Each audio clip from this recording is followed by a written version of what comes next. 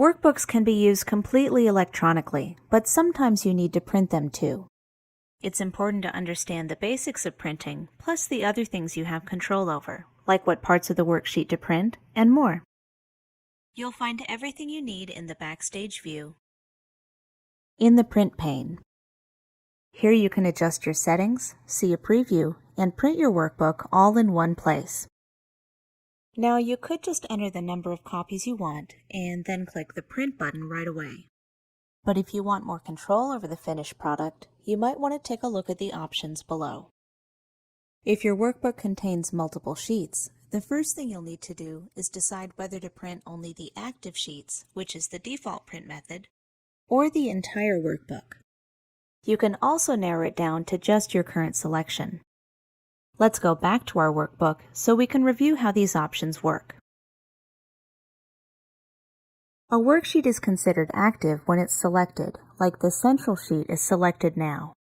To print more than one worksheet, but not the entire workbook, just hold Control on your keyboard while you select the sheets you want.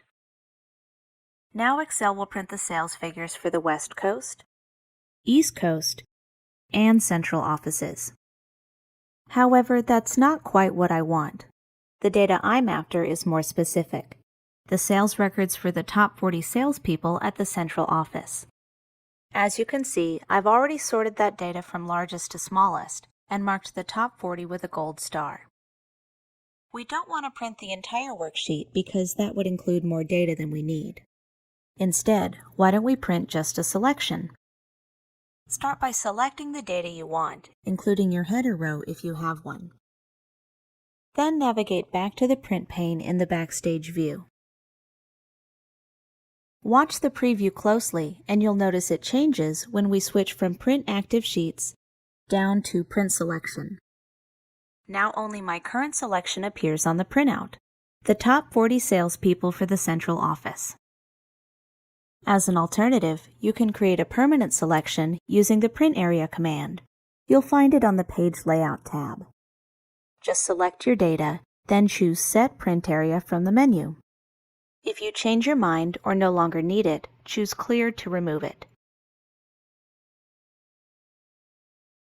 I do see some other things I'd like to address now, starting with the page orientation. Our current orientation is portrait or vertical. A good choice if your goal is to fit more rows on each page. I'd like to switch to landscape or horizontal so I can fit more columns instead. Another option is to go to Scaling and choose Fit All Columns on One Page. This automatically shrinks your printout so every column fits on a single sheet of paper. This can be a great way to condense your content, but it just depends on the worksheet. If you have a lot of data, it can make it difficult to read. I think I'll switch back to no scaling. Then take a closer look at how the data is being arranged. There's enough of it here that the last few rows have to be listed on a separate page. The next two pages are also lacking some context. Luckily, we can repeat important data like the header row using a feature called Print Titles. That way, we'll know who these figures belong to and what months they're for. All you have to do is go to the Page Layout tab and then click the Print Titles command. Next, click the button beside the range you want to repeat. You can choose either rows or columns. The dialog box will collapse and your cursor will turn into a selection arrow. From here, select the data you want to repeat, in this example, row 1. Then click the button to go back. Do the same for your columns if you have any that you want to include. I'm going to go ahead and select the first column with all the employees' names. When you're done, click OK. And we'll be able to confirm the change once we get back to the Print pane. There's one more thing I'd like to adjust while I'm here. Remember how the last few rows had to be put on a separate page because there wasn't enough room? I'd like a little more control over that.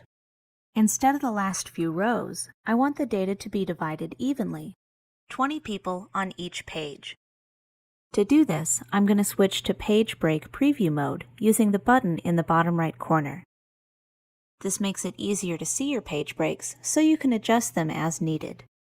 All you have to do is click and drag the blue dotted line, then release where you want the page break to go. Let's go back to the print pane where we can see the changes have taken effect. The data is now divided evenly on each page, and the print titles make it much easier to follow.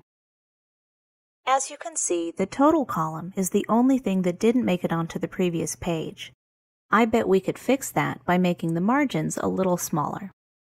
You can adjust your margins manually using the button in the bottom right corner, or you can choose a preset from the Margins menu. I think the narrow option should give us just enough room. Perfect! Now I'm ready to print. At this point, all you have to do is click the Print button, and Excel will print your data exactly as it appeared in the preview.